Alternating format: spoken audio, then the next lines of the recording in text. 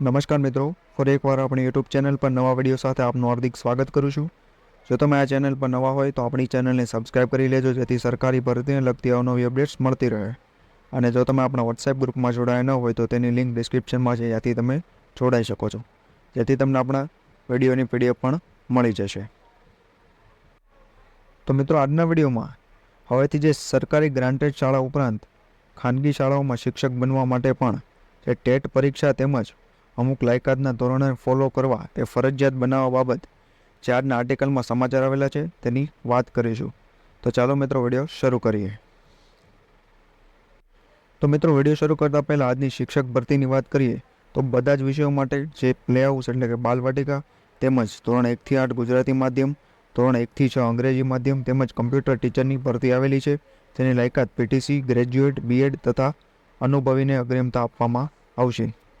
જે આ ભરતી માત્ર ઇન્ટરવ્યૂ પર છે। 31/3/2024 સવારના 10 થી લઈને 12:30 સુધીમાં રિઝ્યુમ લઈને આવવાનું રહેશે। તે ઉપરાંત ધોરણ 1 થી 8માં નવા એડમિશન માટે સ્કોલરશિપ ટેસ્ટ 31/3/24ના રોજ જેનું રજિસ્ટ્રેશન ચાલુ છે। તે ઉપરાંત અહીં શાળાના કોન્ટેક્ટ નંબર તેમજ સરનામું આપેલું છે અને વિડીયોની પીડીએફ પણ આપણા વોટ્સએપ ગ્રુપ પરથી મળી જશે। તો મિત્રો, જો આજના વિડીયોની વાત કરવામાં આવે તો ખાનગી સ્કૂલોના શિક્ષકો પર સરકાર લગામ મૂકે એટલે કે લાયકાતો પર લગામ મૂકવામાં વાત કરવામાં આવેલી છે। તે ઉપરાંત જે રાજકોટની સ્કૂલોમાં અવારનવાર વિદ્યાર્થીઓનું યૌન શોષણ, તે ઉપરાંત સૃષ્ટિ વિરુદ્ધના કૃત્ય, માનસિક ત્રાસ વગેરે જેવા બનાવો દિવસે ને દિવસે વધતા જાય છે, તે માટે શિક્ષકોની લાયકાત તેમજ અમુક ધોરણોમાં ફેરફાર કરવાનું સૂચન કરવામાં આવેલું છે।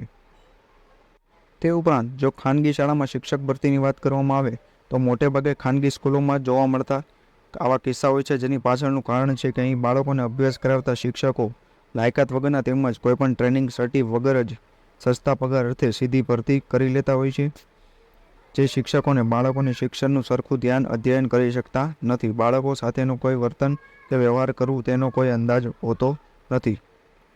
આ અંગે જે તે પાર્ટીના રોહિતસિંહ રાજપૂતે જણાવ્યું છે કે સમાજમાં વધતા આવા શર્મચારી કિસ્સાઓને ધ્યાનમાં લઈ ખાનગી સ્કૂલોમાં શિક્ષકોની ભરતીને લઈ રાજ્ય સરકારે ચોક્કસ એસઓપી બનાવવી જોઈએ, જેમાં ભરતી કરનાર શિક્ષકની શૈક્ષણિક લાયકાત સાથોસાથ સરકાર દ્વારા રાખવામાં આવેલ શિક્ષક માટે જે પ્રામાણિક લાયકાતની પરીક્ષા પાસ કરવાનો નિયમ બનાવવો જોઈએ, એટલે કે ટેટ પરીક્ષા। તે ઉપરાંત દર વર્ષે ટીચિંગ એલિજિબિલિટી એક્ઝામ એટલે કે ટેટ એક્ઝામ યોજવી જોઈએ, જે પરીક્ષામાં બાળકોને શિક્ષણનું અધ્યાપનની સાથે બાળકોને કેળવણી અને સંસ્કારની બાબતો, બાળકો સાથે વર્તન કૌશલ્ય જેવા તમામ પાસાઓને આવરી આ પરીક્ષા પાસ કરેલ વ્યક્તિ કોઈ પણ ખાનગી સ્કૂલમાં શિક્ષક બનવા માટે એલિજિબલ ગણાશે।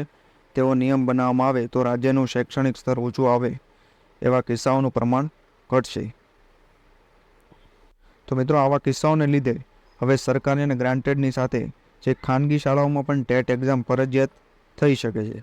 તો મિત્રો, આજના વિડીયોમાં બસ આટલું જ। ફરી મળીશું નવી માહિતી સાથે।